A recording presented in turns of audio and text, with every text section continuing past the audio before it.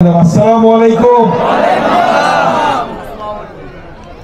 আজকে যুবদলের এই 4-5-6 কর্মী সম্মেলন একটি জনসভায় রূপ নিয়েছে। এটা কি আল্লাহর রহমত? আল্লাহর রহমত না হলে কি আপনারা আসতেন?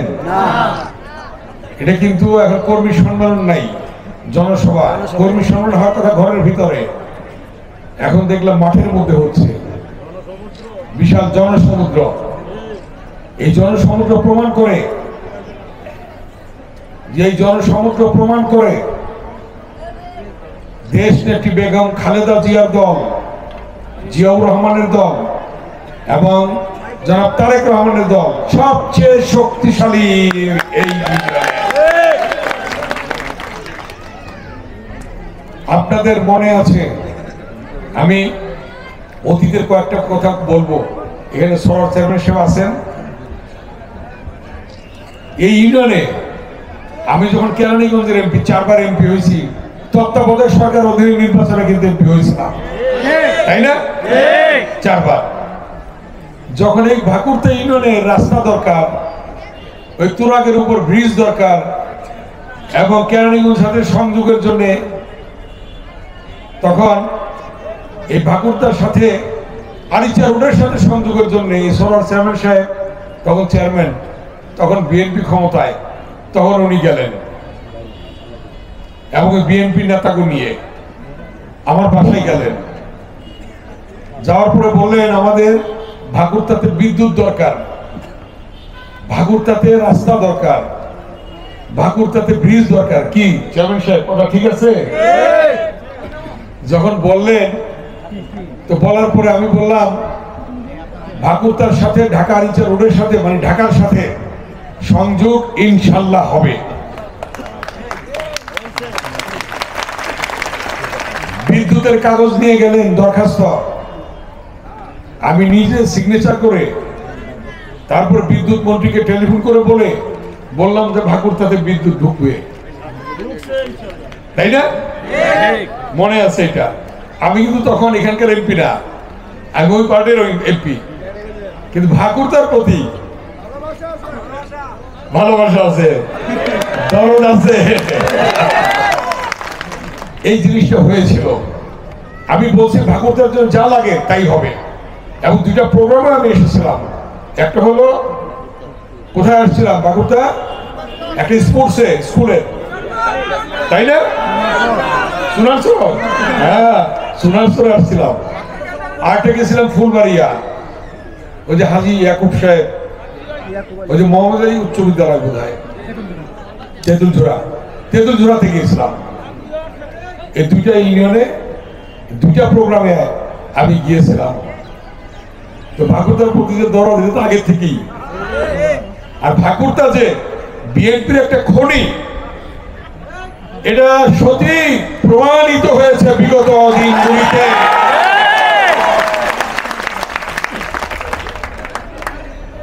সেই ভাকুরতা 3বার, কিন্তু এই ভাকুরতা আসার জন্য তুরাগের উপর ব্রিজ ভেঙে গেছে।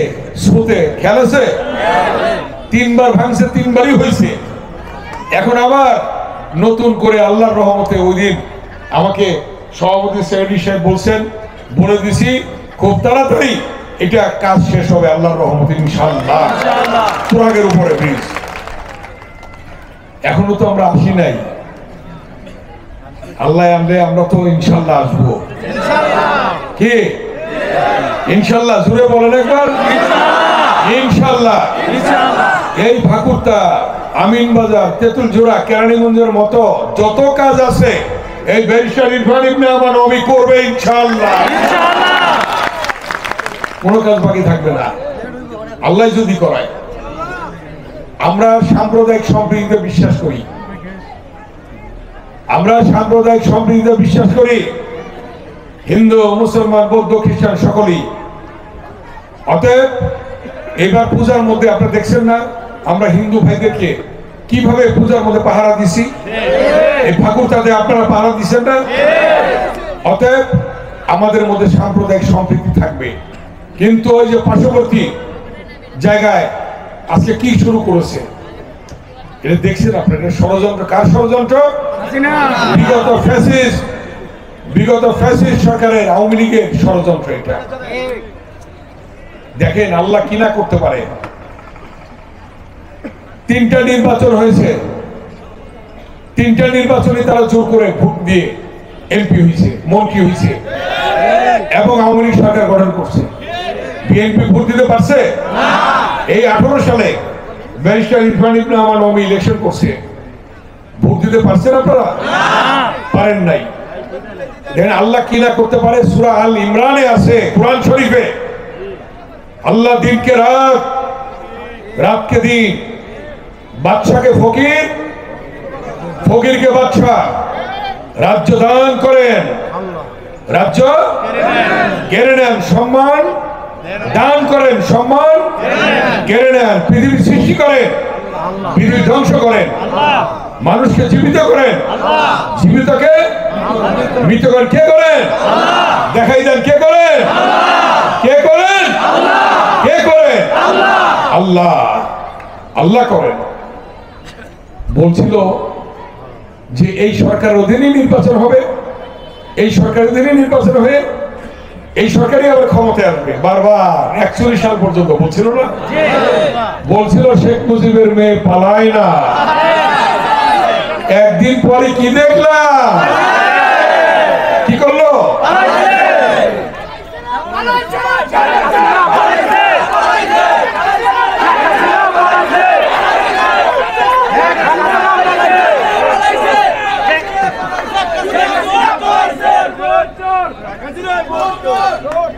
এই যে পালাইলো, আগের দিন দাম্ভিকতা নিয়ে বলেছিল পালায় না, কিন্তু আল্লাহ তাআলা তো পালানোর ব্যবস্থা করে দিয়েছে। কে করছে? আল্লাহ। আল্লাহ করছে, পালাই গেছে। আজকে দেখেন যে কি পরিস্থিতি, কি অবস্থা। আজকে সকল সেই ফ্যাসিস্ট সরকারের যারা আছে একটার পর একটা ধরা পড়তেছে, একটার পর একটা তাদের কুকীর্তি বের হচ্ছে। লুটপাট, পাচার, অর্থ পাচার, যা করেছে অন্যায়, অত্যাচার, জুলুম করেছে। এই ভাগুরটা ইউনিয়নের আমাদের এই মঞ্চে যারা আছে এবং আমার সামনে যারা আছেন, আপনারা রাতে ঘরে ঘুমাতে পারেন নাই, পারছেন? মামলা হয়েছে আপনাদের নামে, মিথ্যে মামলা, গায়েবী মামলা হয়েছে, জুলুম হয়েছে। একজন পান দোকানদার বিএনপি করলে সে পান দোকানদার গেই করতে পারে নাই। কি কথাটা ঠিক কিনা? একজন রিক্সা চালক যদি বিএনপির কথা বলতো তাহলে সে বিএনপি করতে পারে নাই। কি কথাটা ঠিক কিনা? আমার ডাইনি যে এত লোক আমি দেখি নাই। যাই হোক, আমি এই যে বিষয়গুলা, এই অন্যায়, অত্যাচার, জুলুমের বিচার কে করলো? আল্লাহ। আমি তো নিজে 4 বার এমপি হয়েছি, আল্লাহ বানাইছে, জনগণ বানাইছে। এই 4 বার এমপি হয়েছে তত্ত্বাবধায়ক সরকার অধীনে।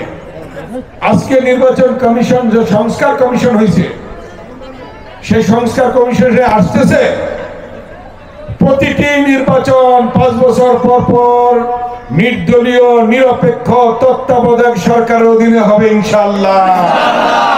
আর কোন দলীয় সরকার অধীনে হবে না। তাহলে কি হবে? কারা ক্ষমতা আসবে? কারা আসবে? বিএনপি ক্ষমতা আসবে, আল্লাহ যদি আনে। এবং বিএনপি ক্ষমতা এসে জনগণের কাজ করবে, অন্যায়, জুলুম, অত্যাচার করবে না, আপনাদের পাশে থাকবে। এবং বিএনপি ক্ষমতা আসলে জাতীয় সরকার গঠন হবে ইনশাআল্লাহ। জাতীয় সরকার। আমরা একা দেশ চালাতে চাই না। যারা আন্দোলনে ছিল, যারা আন্দোলনে আছে, তারা প্রত্যেকে মিলে ঐক্যবদ্ধভাবে একটা সরকার গঠন হবে, সেটা হবে জাতীয় সরকার। জাতীয় সরকারে সবার কথা বলার অধিকার থাকবে, ক্যাবিনেটে সব দলের লোক থাকবে, ঠিক কিনা?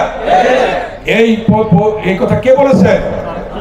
বিএনপির ভারপ্রাপ্ত চেয়ারম্যান জনাব তারেক রহমান বলেছেন যে সকলকে নিয়ে ঐক্যবদ্ধভাবে সরকার গঠন করব, জাতীয় সরকার গঠন করব, ইনশাআল্লাহ। এককভাবে করব না। তারেক রহমান বলেছেন।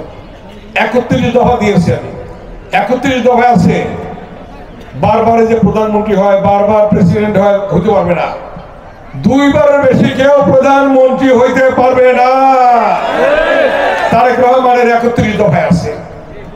যে দুইবার হয়ে গেলে এরপরে আর হতে পারবে না। এটা কোথায় আছে?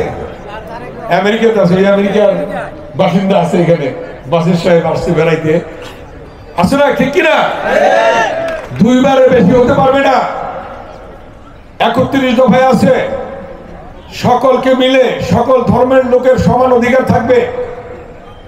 নারী পুরুষ সকলে মিলে যার যার অবস্থান থেকে শেষে কাজ করবে, এই দেশের উন্নয়ন করবে, এই দেশের মানুষকে ভালোভাবে শান্তিতে বসবাসের সুযোগ করে দেবে।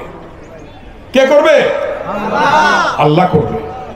অতএব সেই জন্য আপনারা প্রস্তুতি নিন, প্রস্তুতি নিন। সামনে নির্বাচন, সেই নির্বাচনে আপনারা আল্লাহর রহমতে ভোট তো আগে দিতে পারেন না, এইবার একেবারে ইচ্ছা মতো ইনশাল্লাহ কিসে দেবে? কিসে? ওই যে দেখা যায়, দেখছেন অবস্থা আল্লাহর রহমতে।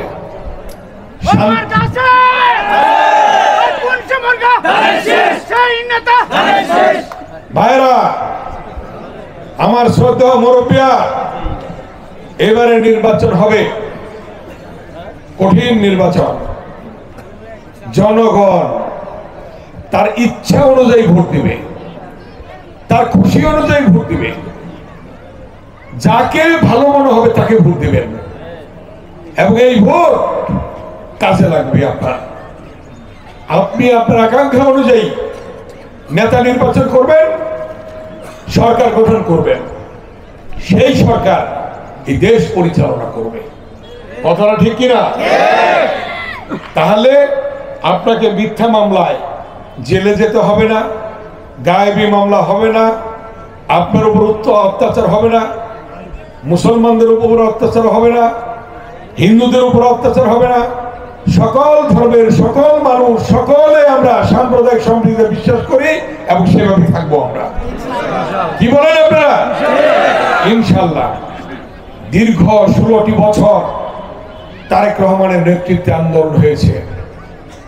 সেই আন্দোলনে ইলিয়াস আলী গুম হয়েছে, সাবেক এমপি চৌধুরী আলম গুম হয়েছে, সাবেক কমিশনার, ছাত্রদল সুমন গুম হয়েছে, শত শত নেতাকর্মী গুম হয়েছে, অনেকে শহীদ হয়েছে।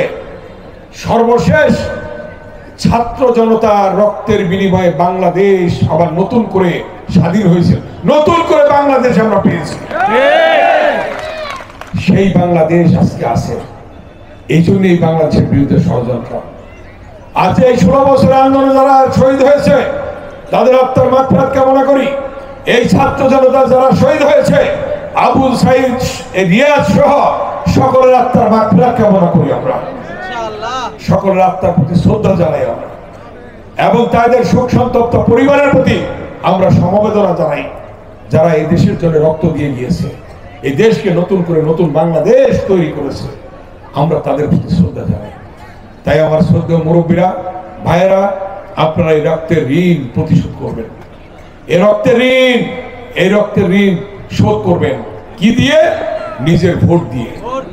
নিজের ভোট দিয়ে রক্তের ঋণ শোধ করে আগামী দিনে বিএনপি কে ক্ষমতায় আনবেন, জাতীয় সরকার হবে, সেই সরকার দেশ পরিচালনা করবে ইনশাআল্লাহ, আল্লাহর রহমতে।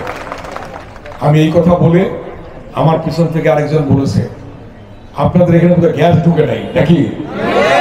গ্যাস কেরানীগঞ্জে কিন্তু গ্যাস ঢুকছে, ওইদিকে কুন্ডা, ওইদিকে হজরতপুর, পুরো কেরানীগঞ্জে আমরা মেইন রুট দিয়ে আমরা গ্যাস নিয়ে গিয়েছি।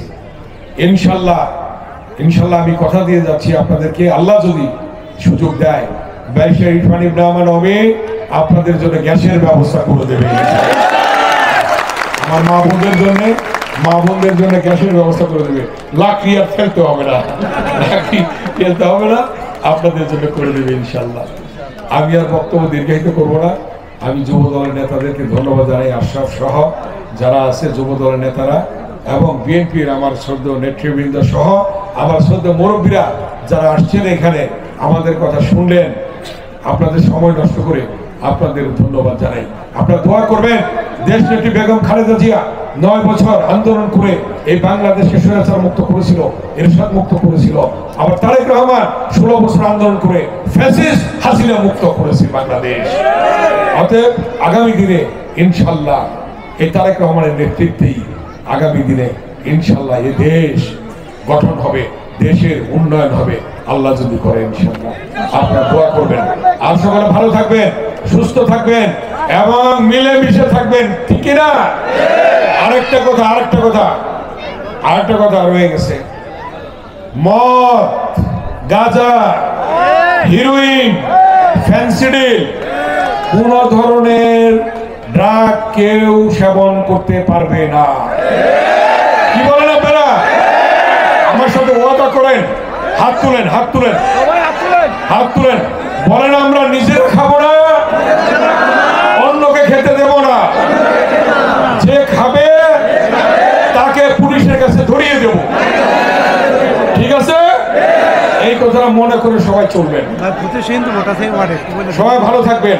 এবং আমার মুসলমান ভাইয়েরা, হিন্দু ভাই বোনেরা, যারা যে যেখানে বৌদ্ধ খ্রিস্টান যে যেখানে আছে, সবাই বিএনপির পতাকা তলে ঐক্যবদ্ধ হয়ে আপনারা কাজ করবেন। আমরা আপনাদের পাশে আছি, আপনাদের পাশে থাকবো ইনশাল্লাহ। এই কথা বলে সবাইকে ধন্যবাদ জানিয়ে, এই ভাগুরতা ইউনিয়নের জনগণের প্রতি আমি শ্রদ্ধা রেখে, মুরব্বীদের শ্রদ্ধা জানিয়ে, সম্মান জানিয়ে, আপনাদের সম্মান জানিয়ে আমার বক্তব্য এখানেই শেষ করছি। আল্লাহ হাফেজ। বাংলাদেশ জিন্দাবাদ, খালেদা জিয়া জিন্দাবাদ, শহীদ জমর হোক, দেশ নায়ক তারেক রহমান জিন্দাবাদ। ধন্যবাদ সকলকে। আসসালামু আলাইকুম। শিকড়কে জানি তেরে বন্ধু, খোলো আপন জানালা।